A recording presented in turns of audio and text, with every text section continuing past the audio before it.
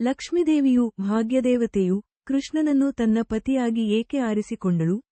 ಗಂಧರ್ವರು, ಯಕ್ಷರು, ಅಸುರರು, ಸಿದ್ಧರು, ಚಾರಣರು ಹಾಗೂ ಸ್ವರ್ಗದ ನಿವಾಸಿಗಳ ನಡುವೆ ನಡೆಯುತ್ತಾ ಲಕ್ಷ್ಮಿಯು ಅವರೆಲ್ಲರನ್ನೂ ಸೂಕ್ಷ್ಮವಾಗಿ ಪರೀಕ್ಷಿಸಿದಳು. ಆದರೆ ಸ್ವಭಾವತಃ ಸಕಲ ಸದ್ಗುಣಭರಿತರಾದ ಯಾರೂ ಸಹ ಅವರಲ್ಲಿ ಅವಳಿಗೆ ಕಂಡುಬರಲಿಲ್ಲ. ಅವರಲ್ಲಿ ದೋಷರಹಿತವಾದವನು ಯಾರೂ ಇರಲಿಲ್ಲ. ಆದ್ದರಿಂದ ಅವಳು ಅವರಲ್ಲಿ ಯಾರನ್ನೂ ಸಹ ಆಶ್ರಯಿಸಲಿಲ್ಲ. ಸಭೆಯನ್ನು ಪರೀಕ್ಷಿಸುತ್ತ ಲಕ್ಷ್ಮಿಯು ಹೀಗೆ ಯೋಚಿಸಿದಳು, ಒಬ್ಬ ಘೋರ ತಪಸ್ಸನ್ನು ಆಚರಿಸಿದ್ದಾನೆ, ಆದರೆ ತನ್ನ ಕೋಪವನ್ನು ಗೆದ್ದಿಲ್ಲ. ಇನ್ನೊಬ್ಬ ಜ್ಞಾನವನ್ನು ಗಳಿಸಿದ್ದಾನೆ, ಆದರೆ ಭೌತಿಕ ಕಾಮನೆಗಳನ್ನು ಗೆದ್ದಿಲ್ಲ. ಮತ್ತೊಬ್ಬ ಅತ್ಯಂತ ಶ್ರೇಷ್ಠ ವ್ಯಕ್ತಿತ್ವ ಗಳಿಸಿದ್ದಾನೆ, ಆದರೆ ಕಾಮವನ್ನು ಗೆದ್ದಿಲ್ಲ. ಶ್ರೇಷ್ಠ ವ್ಯಕ್ತಿ ಸಹ ಹೀಗೆ ಮತ್ತೇನನ್ನೂ ಅವಲಂಬಿಸಿದ್ದಾನೆ.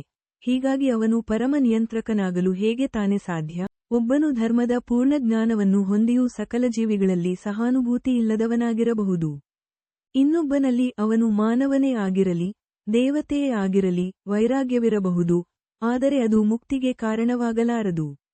ಮತ್ತೊಬ್ಬನು ಮಹಾ ಅನಂತ ಕಾಲದ ಶಕ್ತಿಯನ್ನು ನಿಯಂತ್ರಿಸಲು ಶಕ್ತಿಶಾಲಿಯಾಗಿದ್ದು ಅಸಮರ್ಥನಾಗಿರಬಹುದು. ಮತ್ತೊಬ್ಬನು ಭೌತಿಕ ಪ್ರಪಂಚದ ಬಂಧನವನ್ನು ತ್ಯಜಿಸಿರಬಹುದು. ಹಾಗೆಂದು ದೇವೋತ್ತಮ ಪರಮ ಪುರುಷನಿಗೆ ಸಮನಾಗಲಾರನು. ಹೀಗೆ ಯಾರೂ ಸಹ ಪ್ರಕೃತಿಯ ರೀತಿ ನೀತಿಗಳ ಪ್ರಭಾವದಿಂದ ಸಂಪೂರ್ಣ ಮುಕ್ತರಲ್ಲ. ಒಬ್ಬನಿಗೆ ದೀರ್ಘ ಆಯುಷ್ಯವಿದ್ದು ಅವನಲ್ಲಿ ಶುಚಿತ್ವ ಅಥವಾ ಸದ್ವರ್ತನೆ ಇಲ್ಲದಿರಬಹುದು. ಇನ್ನೊಬ್ಬನಲ್ಲಿ ಶುಭತ್ವ ಮತ್ತು ಸದ್ವರ್ತನೆಗಳಿದ್ದರೂ ಅವನ ಆಯುರ್ಮಾನವು ಅನಿಶ್ಚಿತವಾಗಿರಬಹುದು. ಶಿವನಂತಹ ದೇವತೆಗಳು ಶಾಶ್ವತ ಆಯುಷ್ಯವನ್ನು ಹೊಂದಿದ್ದರೂ ಸಹ ಅವರು ಸ್ಮಶಾನದಲ್ಲಿ ವಾಸಿಸುವಂತಹ ಅಮಂಗಳಕರ ಅಭ್ಯಾಸಗಳನ್ನು ಹೊಂದಿದ್ದಾರೆ.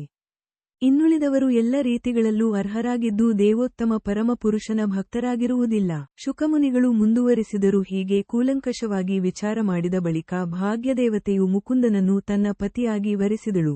ಏಕೆಂದರೆ ಅವನು ಸ್ವತಂತ್ರನಾಗಿದ್ದು ಅವಳನ್ನು ಬಯಸದಿದ್ದರೂ ಸಹ ಅವನು ಸಕಲ ದಿವ್ಯಗುಣಗಳನ್ನು, ಯೋಗಶಕ್ತಿಗಳನ್ನೂ ಹೊಂದಿದ್ದು ಅತ್ಯಂತ ಅಪೇಕ್ಷಣೀಯನಾಗಿದ್ದನು.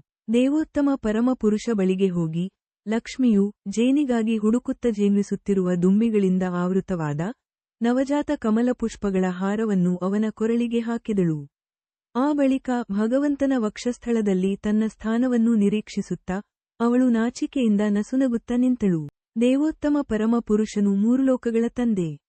ಅವನ ವಕ್ಷಸ್ಥಳವು ಭಾಗ್ಯದೇವತೆಯು, ಸಕಲ ಐಶ್ವರ್ಯಗಳ ಒಡತಿಯೂ ಆದ ತಾಯಿ ಲಕ್ಷ್ಮಿಯ ನಿವಾಸ. ಅವಳು ತನ್ನ ಕೃಪಾಕಟಾಕ್ಷದಿಂದ ಮೂರು ಲೋಕಗಳ, ಅಲ್ಲಿನ ನಿವಾಸಿಗಳ ಹಾಗೂ ಅವರ ಅಧಿಪತಿಗಳಾದ ದೇವತೆಗಳ ಐಶ್ವರ್ಯಗಳನ್ನು ಹೆಚ್ಚಿಸಬಲ್ಲಳು.